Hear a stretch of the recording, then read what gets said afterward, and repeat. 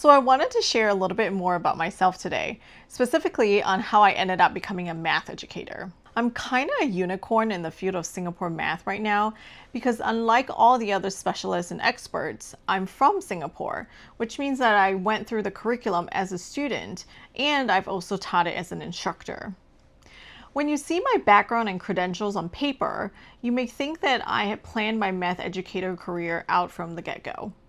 A Singaporean girl moves to the US for college, majors in math, and ends up doing her PhD in math education with a specialization in Singapore math.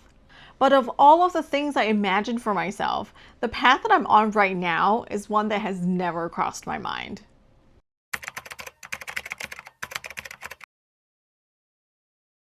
My dream for a full decade was to be an architect. I used to tell my friends that I was going to build Terminal 5 of Singapore's Changi Airport. Unfortunately, Singapore developed a lot quicker than I could become an architect, so I had to let someone else design it. Their loss. But no, who am I kidding? I barely survived the first semester of architecture school. I think the only good thing that came out of architecture school for me is my best friend. In the first 3 weeks of classes, I somehow managed to convince a girl in my freshman suite to switch from pre-med to architecture with me. I don't know how I did it because we barely knew each other then, but I think we bonded through the trauma of architecture school and became best friends. We're still best friends now, more than 10 years later, so I would say it was worth it. After my failed venture into architecture, I was very lost for a while. I had no idea what I was going to do. But in hindsight, it shouldn't be that much of a surprise that I chose to major in math, because these are my work from architecture school. They're not very good, obviously, and I've actually never really shown anyone this. I don't even think my husband has seen my work before this video. But yeah, they definitely look more mathematical than they are artistic. After I declared math as my new major, I realized that I really like reading about art and architecture, so I decided to make myself completely unemployable and declared art history as my second major. Luckily for me, I found a way to sell the image analyses part of art history and the statistics part of math to an industry that needs both, and that industry is advertising.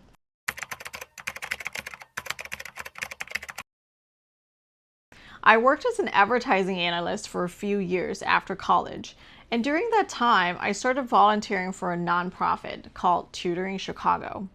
That was my first glimpse into the American education system, and I was quite frankly horrified at the math that my students were learning.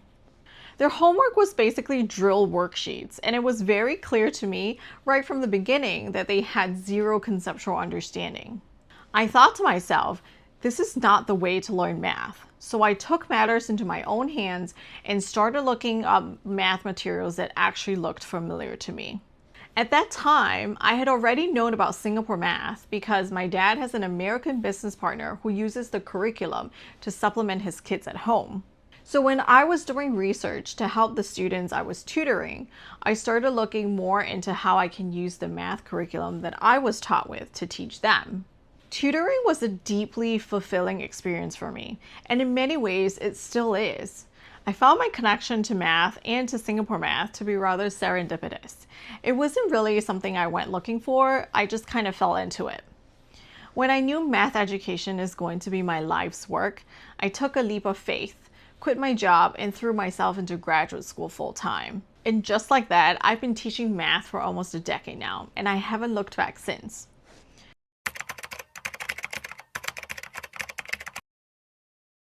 My goal as a math educator is not just to teach kids math. I want to also support teachers and empower parents so that we can all make informed decisions about curriculum choice, pedagogical approaches, and other aspects of math education. When I was researching ways to help my students before I started graduate school, I felt like there wasn't really a comprehensive resource on math education that I could refer to.